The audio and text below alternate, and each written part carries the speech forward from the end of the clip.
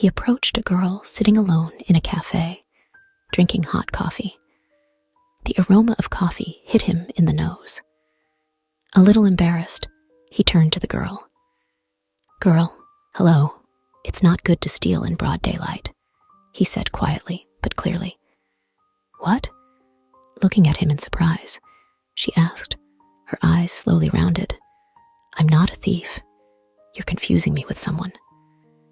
"No, I'm not confusing you," he replied more confidently. "You took it, but right in the afternoon, and right now, you stole my heart." "We've read on the internet how to get to know girls," she said with disdain. "How banal it is." "Corny, but honest," he replied, wrinkling his nose a little. And then he asked her, "Do you believe in love at first sight?" "Love does not exist at all." "Not at the first or 10th glance," she replied angrily. "May I buy you a glass of water?" "They say you have to drink a glass of water after coffee," he persisted. "First of all, step back, man. And secondly, I don't accept gifts from strange men." "And that's great. My name is Henry, and now I'm not a stranger man for you." He smiled and ran, brought a glass of water, and sat down next to her more boldly. "I really liked you very much. Don't drive me away. Let's get to know each other. And I'm sorry, I didn't have time to buy you flowers because I followed you from the park." He spoke even more boldly. "So you've been following me?" she asked, gathering her eyebrows even more in anger.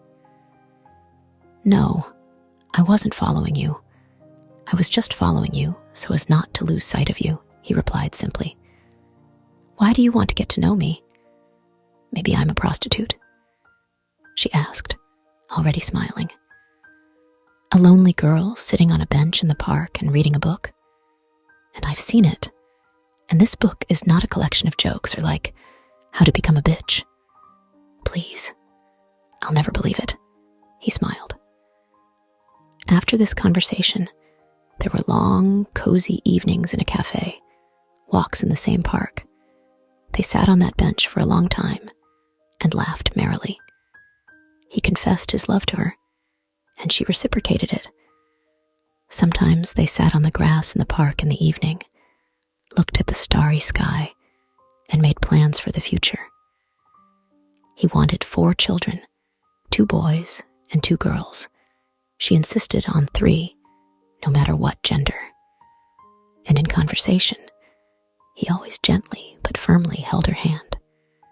A lot of resources and time were spent on this video. So if you are watching this video, please support me. Please like and subscribe to the channel.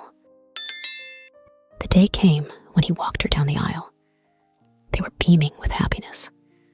Everyone present secretly envied them how much love and tenderness there was in their eyes. And on the altar, in addition to the obligatory words, he whispered in her ear, "You are my spring.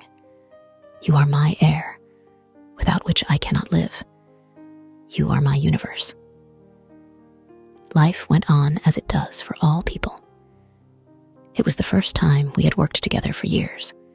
We met at home in the evening. He never forgot to bring a bouquet of flowers with him and give it to her to give her joy and relieve a little of the fatigue of the working day. On the day of their acquaintance every month, he gave her some kind of gift or invited her to a restaurant. It was their favorite number, but there were also ordinary days when something annoyed him or her, but they knew how to avoid corners. "Did you throw your socks around the room again? How many times we're going to have a baby soon? And that's how you want to be a model father?" She was indignant. "Darling, I'm tired from work. Well, let them lie down for another 10 minutes while I rest, and then I'll put them in the washing machine." "Don't tell me these socks can break us up," he answered her, smiling. Silently berating herself that she had almost quarreled with him over the socks, she went up to him, kissed him on the cheek, and left to put the socks away. "Honey, calm down your child." And so it was a very hard day at work. And now, this endless screaming at home. He shouted angrily in her direction, trying to take a nap on the couch. "By the way, this is your child too, the fruit of our love. Have you ever thought that he loves you too, and maybe he's calling you right now because he missed you?" She answered him with a smile and without anger. At such moments, it was his turn to scold himself inwardly. And getting up from the couch, he would certainly first go to her to hug, kiss, then take the baby in his arms, which instantly stopped crying. A few seconds later, while slicing carrots for soup, she heard the cheerful laughter of a child. No matter how much they argued in their youth, it turned out the way she wanted it to. They had 3 children, the eldest son and 2 girls, who grew up in love and learned from their parents to love and respect people, nature, and life. There were about 100 guests at the golden wedding. They sat together in the most honorable place of the hall, as on a throne. The guests were having fun, toasting, dancing. Suddenly, one of the guests asked for a microphone and asked, "Our dear grandparents, tell us a secret. How could you live together for so many years, never quarrel, and always keep love and loyalty to each other?" He got up slowly, tried to straighten his already hunched back, straightened his shoulders as far as it was permissible, and she, looking at him tenderly, adjusted his jacket. He picked up the microphone, cleared his throat loudly, and said, "Once, a long time ago, I saw a girl in the park, sitting on a bench and reading a book. I never told you, honey," he turned to her. "You read Ernest Hemingway's novel, The Old Man and the Sea. I felt that you were rereading it, not for the first time, and immediately realized how deep and tender your soul is, since you are ready to worry about the old man again and again." Then he realized that he had retreated from his main speech and turned back to the audience, and she looked at him tenderly and smiled. "So, and when I saw her, at that moment, she unwittingly stole my heart. Having stolen it then, she still hasn't returned it to me," he continued laughing. "And from that moment, I fell madly in love with her.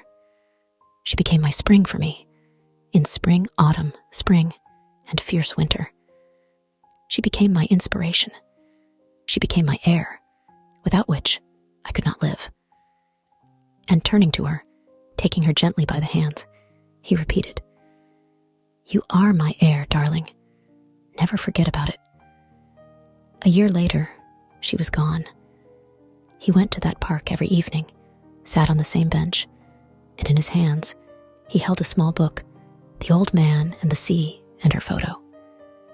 Passing passers-by could hear him talking to the photo, gently stroking it with his old hands. 6 months later, he left too. He didn't have any spring, and he ran out of air. A lot of resources and time were spent on this video. So if you are watching this video, please support me. Please like and subscribe to the channel